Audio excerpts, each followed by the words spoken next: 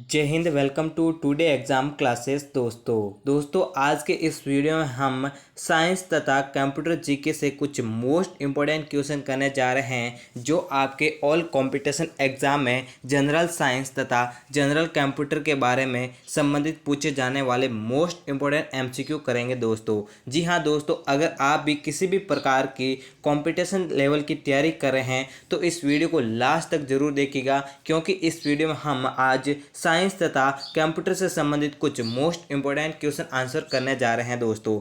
Last तक video को जरूर देखिएगा दोस्तों, आपके साइंस तथा कंप्यूटर से संबंधित मोस्ट इंपॉर्टेंट क्वेश्चन है दोस्तों। अगर आप भी इनसे जुड़ी बड़ी भर्ती परीक्षाओं तथा कंपटीशन लेवल की तैयारी कर रहे हैं तो इस वीडियो को लास्ट तक जरूर देखिएगा दोस्तों। तो चलेगा आज के साइंस तथा कंप्यूटर जीके से संबंधित कुछ मोस्ट इंपॉर्टेंट क्वेश्चन से संबंधित आपके सामने पहला क्वेश्चन आपके सामने, गर्मियों के दौरान मिट्टी के बर्तन में रखा पानी किसके कारण ठंडा हो जाता है? तो इसका सही आंसर हो जाएगा option number C is correct. गर्मियों के दौरान मिट्टी के बर्तन में रखा पानी है वो वाष्पीकरण के कारण ठंडा हो जाता है। आपको बता दें, एक मिट्टी के बर्तन में पानी के छिद्रों के माध्यम से जल्दी से वाष्पित हो जाता है और वाष्पीकरण के कारण ये पानी क्या हो जाता है? ठंडा हो जाता है। किसके बर्तनों में? मिट्टी के बर्तनों में ये वाष्पीकरण के कारण गर्मियों के दौरान पानी है वो ठंडा हो जाता है। किसकी क्रिया के कारण? वाष्पीकरण की क्रिया के दौरान। अगला क्वेश्चन आपके सामने है, निम्नलिखित में से किस धातु में सबसे अधिक ऊष्मा चालकता होती है? तो इसका सही आंसर हो जाएगा option number B is correct. चांदी धातु में सबसे अधिक ऊष्मा चालकता होती है। ऊष्मा चालकता किसी वस्तु के ऊष्मा संचालन की क्षमता होती है जो चांदी में 1.01 कैलोरी प्रति सेकंड की ऊष्मा चालकता होती है। तो चांदी में सबसे अधिक क्या होती है? ऊष्मा चालकता होती है। कितनी होती है? 1.01 कैलोरी प्रति सेकंड होती हैं। तो इसका ऑप्शन राइट हो जाएगा बी इज करेक्ट। चांदी की है वो धातु, चांदी की है वो सबसे अधिक ऊष्मा चालकता होती हैं।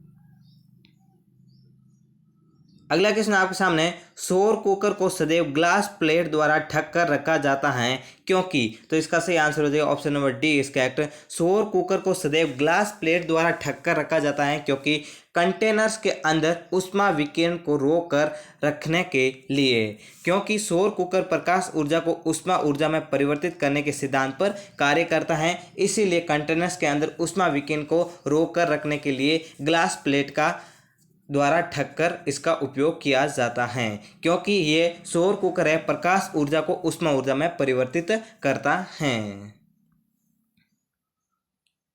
अगला क्वेश्चन आपके सामने, सेल्सियस मापक्रम पर जल के क्वथनांक बीपी तथा हिमांक एफवी होते हैं क्रमशः। तो इसका सही आंसर हो जाएगा option number A is correct. Celsius मापक्रम पर जल के क्वथनांक है 100 डिग्री सेंटीग्रेड तथा हिमांक गलनांक अर्थात 0 डिग्री होता है। किसका? सेल्सियस के तापमान पर, मतलब कि H2O जल के सेल्सियस अर्थात डिग्री सेल्सियस के ताप पर क्वथनांक होता है 100 डिग्री तथा हिमांक होता है 0 डिग्री होता है। किसका? जल का। और किस मापक्रम में? सेल्सियस मापक्रम के अंतर्गत। अगला क्वेश्चन आपके सामने, एक स्वस्थ मनुष्य के शरीर का ताप होता है। तो इसका सही आंसर हो जाएगा option number C is correct. एक स्वस्थ मनुष्य का शरीर का ताप होता है 37 डिग्री सेल्सियस होता है। कितना होता है? 37 डिग्री सेल्सियस एक स्वस्थ मनुष्य के शरीर का ताप होता है। नेक्स्ट क्वेश्चन आपके सामने, गुप्त ऊष्मा स्थिर पर ऊष्मा में परिवर्तन को संवर्धित करती है। तो इसका सही आंसर हो जाएगा option number C is correct. गुप्त ऊष्मा स्थिर पर ऊष्मा में परिवर्तित तापमान को संवर्धित करती है। गुप्त ऊष्मा को ऊष्मा ऊर्जा के रूप में परिभाषित किया जाता है जो किसी पदार्थ के परिवर्तन अथवा अवस्था के दौरान अवशोषित या मुक्त होती है। किसके दौरान? तापमान के दौरान उसकी अवस्था में मुक्त होती है या फिर उसके अंतर्गत चेंज या परिवर्तित होती हैं। कौन सी? गुप्त ऊष्मा से ऊष्मा ऊर्जा के रूप में। अगला क्वेश्चन आपके सामने, एक्सेस 2010 में सूचना को स्टोर करता है। तो इसका सही आंसर हो जाएगा ऑप्शन नंबर सी इसका है। एक्सेस 2010 में सूचना को स्टोर करता है। कौन करता है? टेबल करती हैं। एक्सेस 2010 में टेबल है वो सूचना को स्टोर करती हैं। अगला क्वेश्चन, निम्न में से कौन से ऑब्जेक्ट में एसक्यूएल का प्रयोग किया जाता है? तो इसका सही आंसर हो जाएगा ऑप्शन नंबर सी, इसका करेक्ट है। क्वेरी से ऑब्जेक्ट में एसक्यूएल का प्रयोग किया जाता है। किसमें? क्वेरी से ऑब्जेक्ट में एसक्यूएल का प्रयोग किया जाता है। नेक्स्ट क्वेश्चन आप सामने, निम्न में से कौन सी डीबीए की एक प्रक्रिया है? तो इसका सही आंसर हो जाएगा ऑप्शन नंबर डी, इसका करेक्ट है। निम्न में से system security, backup and recovery and database design, ये तीनों ही डीबीए की एक प्रक्रिया हैं। तो इसका ऑप्शन राइट हो जाएगा डी, इसका करेक्ट है। ये सभी सिक्योरिटी तथा रिकवरी, बैकअप तथा डेटाबेस डिजाइन है, ये सभी डीबीए की प्रक्रियाएं होती हैं। अगला क्वेश्चन, विद्यमान डॉक्यूमेंट को परिवर्तित करना डॉक्यूमेंट की क्या कहलाता है? तो इसका सही आंसर हो जाएगा ऑप्शन नंबर डी, इसका करेक्ट है। विद्यमान डॉक्यूमेंट को परिवर्तित करना डॉक्यूमेंट की एडिटिंग कहलाता है। क्या कहलाती है? डॉक्यूमेंट की एडिटिंग कहलाती है। अगला क्वेश्चन आप सामने, केबल के प्रयोग के बिना नेटवर्क में डिवाइस जोड़ना क्या कहलाता है? तो इसका सही आंसर हो जाएगा ऑप्शन नंबर ए, इसका करेक्ट है। केबल के प्रयोग के बिना नेटवर्क में डिवाइस जोड़ना वायरलेस कहलाता है, अर्थात बिना केबल से नेटवर्क को कनेक्ट करना वायरलेस कहलाता है दोस्तों। तो इसका सही ऑप्शन हो जाएगा ए, इसका करेक्ट है, वायरलेस। नेक्स्ट क्वेश्चन आप सामने, किस कम्युनिकेशन मोड में दोनों तरफ ट्रैफिक होती हैं लेकिन एक समय में एक ही दिशा में काम करते हैं? तो इसका सही आंसर हो जाएगा ऑप्शन नंबर ए, इसका है। हाफ डुप्लेक्स कम्युनिकेशन मोड में दोनों तरफ ट्रैफिक होती है लेकिन एक समय में एक ही दिशा में काम करते हैं। कौन सी कम्युनिकेशन? हाफ डुप्लेक्स कम्युनिकेशन के सिस्टम के अंतर्गत होती हैं। अगला क्वेश्चन आपके सामने, कॉपर तार किसका एक उदाहरण है? तो इसका सही आंसर हो जाएगा ऑप्शन नंबर सी, इसका करेक्ट है। कॉपर तार है वो गाइडेड प्रशासन मीडिया का एक सबसे अच्छा उदाहरण है। किसका? गाइडेड प्रशासन मीडिया का। कौन? कॉपर तार। अगला क्वेश्चन आपके सामने, स्विचिंग एलिमेंट को क्या कहा जाता है? तो इसका सही आंसर हो जाएगा ऑप्शन नंबर बी, इसका करेक्ट है। स्विचिंग एलिमेंट को इंटरफेस मैसेज प्रोसेसर अर्थात IMP कहा जाता है। इंटरफेस मैसेज प्रोसेसर कहा जाता है। किसको? स्विचिंग एलिमेंट को। नेक्स्ट क्वेश्चन आप सामने, एक मनुष्य का तापक्रम 60 डिग्री सेंटीग्रेड हो तो उसका तापक्रम फ़ारेनहाइट में क्या होगा?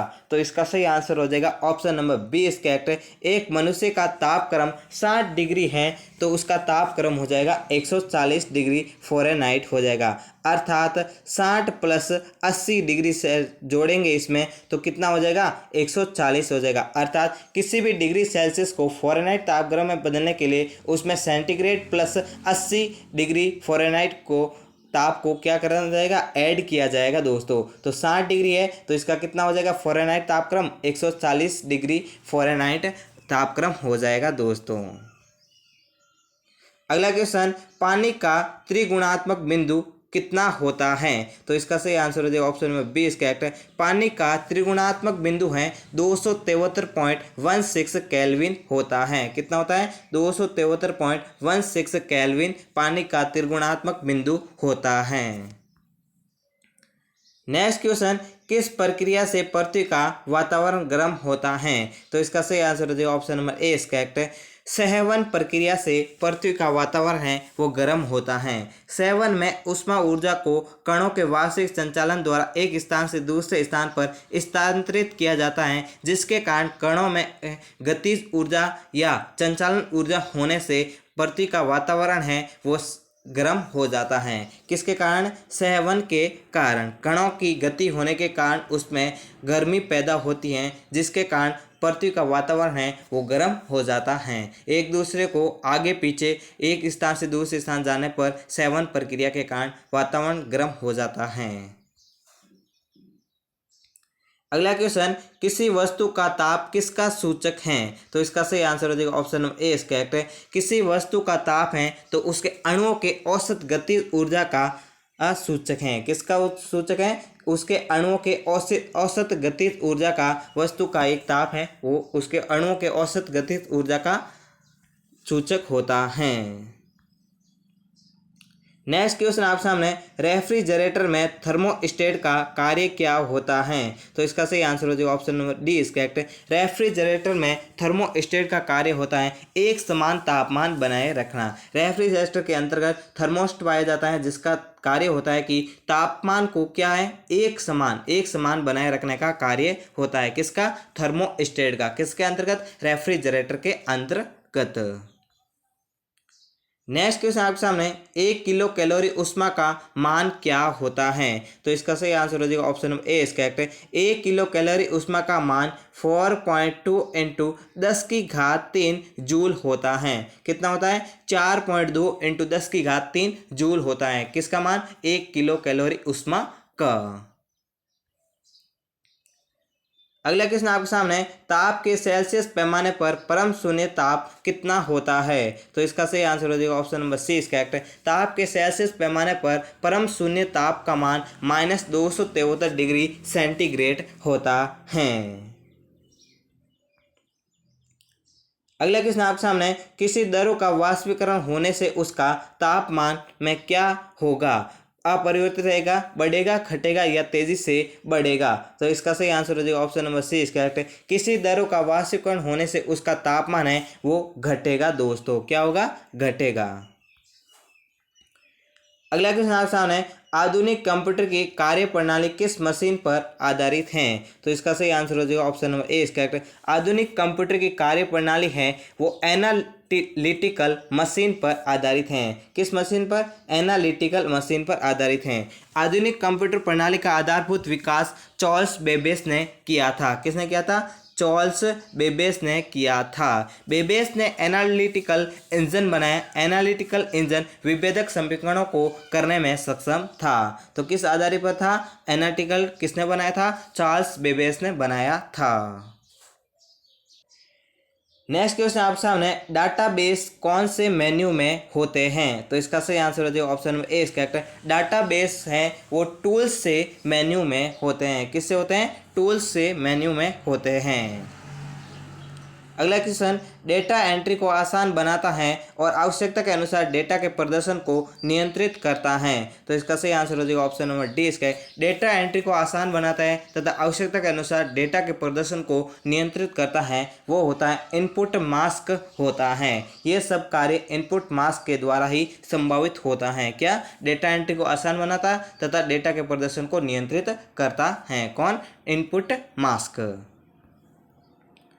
अगला क्वेश्चन, इनमें से कौन DBMS सॉफ्टवेयर का प्रकार नहीं है? प्रकार हैं। तो इसका सही आंसर हो जाएगा option number D is correct. MySQL है जो DBMS सॉफ्टवेयर का प्रकार है। किसका प्रकार है? DBMS का। कौन सा? MySQL सॉफ्टवेयर प्रकार का। अगला क्वेश्चन, रिलेटेड फाइलों के कलेक्शन को क्या कहा जाता है? तो इसका सही आंसर हो जाएगा option number B is correct. Related फाइलों के कलेक्शन को डाटाबेस कहा जाता है। नेक्स्ट क्वेश्चन, जब प्रकाश फाइबर के द्वारा संचारित होता है तो सिग्नल पावर में नुकसान को क्या कहा जाता है? तो इसका सही आंसर है option number C is correct. जब प्रकाश फाइबर के द्वारा संचारित होता है तो सिग्नल पावर में नुकसान को अटेन्यूएशन कहा जाता है। क्या कहा जाता है? अटेन्यूएशन कहा जाता है। अगला क्वेश्चन, निम्नलिखित में से इंटरनेट के रूप में किस से जोड़ा जाता है? तो इसका सही आंसर हो जाएगा option number B is correct है। केबल को इंटरनेट के रूप में जोड़ा जाता है। नेक्स्ट क्वेश्चन, निम्न में से कौन सी लेयर OSI मॉडल में नहीं होती है? तो इसका सही आंसर हो जाएगा option number C is correct. Internet layer होती है जो OSI मॉडल में नहीं होती हैं। अगला क्वेश्चन, ट्रांसमिशन लाइंस को क्या कहा जाता है? तो इसका सही आंसर हो जाएगा option number B is correct. Transmission lines को सर्किट, चैनल या ट्रंक भी कहा जाता है। किसे? ट्रांसमिशन लाइंस को या सर्किट या चैनल या ट्रंक भी कहा जाता है। अगला क्वेश्चन, आकाश में सबसे चमकदार तारा कौन सा है? तो इसका सही आंसर हो जाएगा ऑप्शन नंबर बी इसका है। आकाश में सबसे चमकदार तारा है वो साइरस तारा है। कौन सा तारा? साइरस तारा। अगला क्वेश्चन आपके सामने, बृहस्पति का अध्ययन करने वाला मिशन कौन सा है? तो इसका सही आंसर हो जाएगा option number D is correct. Brihaspati का अध्ययन करने वाला मिशन है वो वाइजर फर्स्ट है। कौन सा है? Visor first. अगला क्वेश्चन, अंतरिक्ष में तारामंडलों की कुल संख्याएं कितनी हैं? तो इसका सही आंसर हो जाएगा option number B is correct. अंतरिक्ष में तारामंडलों की कुल संख्याएं 89 गुण 90 हैं। अगला क्वेश्चन आपके सामने, चंद्रमा के प्रकाश को पृथ्वी पर आने में कितना समय लगता है? तो इसका सही आंसर हो जाएगा option number C is correct. चंद्रमा के प्रकाश को पृथ्वी पर आने में 1.3 सेकंड लगता है। कितना? ध्यान से क्वेश्चन को पढ़िएगा। चंद्रमा के प्रकाश को पृथ्वी पर आने में कितना समय लगता है? 1.3 सेकंड लगता है। नेक्स्ट क्वेश्चन आपके सामने, चंद्रमा द्वारा पृथ्वी की परिक्रमा करने में कितना समय लगता है? तो इसका सही आंसर हो जाएगा option number A is correct. 27.3 दिन लगते हैं। चंद्रमा द्वारा पृथ्वी की परिक्रमा करने में लगभग 27.3 दिन लगते हैं। कितने लगते हैं? 27.3 दिन। अगला क्वेश्चन आपके सामने, मौसमी घटनाएं किस मंडल में घटित होती हैं? तो इसका सही आंसर हो जाएगा option number C is correct है। मौसमी घटनाएं हैं वो सौर मंडल के अंतर्गत घटित होती हैं। अगला क्वेश्चन आपके सामने, तारे का रंग किसका सूचक होता है? तो उसका सही आंसर हो जाएगा ऑप्शन नंबर ए इसका। तारे का रंग है वो उसके ताप का सूचक होता है, अर्थात तारे का जैसा रंग होगा तो उसके ताप के बारे में उसको प्रतीत करेगा। किसको? उस तारे के ताप को प्रतीक करेगा दोस्तों। अगला क्वेश्चन आपके सामने, ध्रुव तारा किस दिशा को दर्शाता है? तो इसका सही आंसर हो जाएगा ऑप्शन नंबर सी इसका करेक्ट है। ध्रुव तारा है वो उत्तर दिशा को दर्शाता है।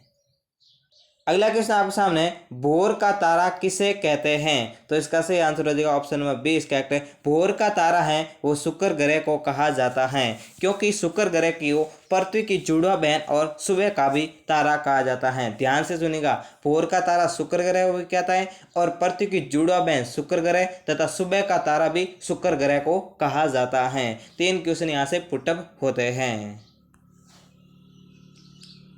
अगला क्वेश्चन आपके सामने, ऐसा कौन सा ग्रह है जो पृथ्वी की विपरीत दिशा में घूर्णन करता है? तो इसका सही आंसर हो जाएगा option number B is correct. शुक्र व अरुण 2 ग्रह हैं जो पृथ्वी की विपरीत दिशा में घूर्णन करते हैं। केवल ये 2 ही ग्रह हैं जिनका घूर्णन पूर्व से पश्चिम होता है, बाकी सब का पश्चिम से पूर्व की ओर घूर्णन करते हैं। कौन से ग्रह? शुक्र व अरुण ग्रह। इसी के साथ मोस्ट इंपोर्टेंट जीके तथा कंप्यूटर के क्वेश्चन पाने के लिए हमारे साथ बने रहेगा दोस्तों। वंदे मातरम।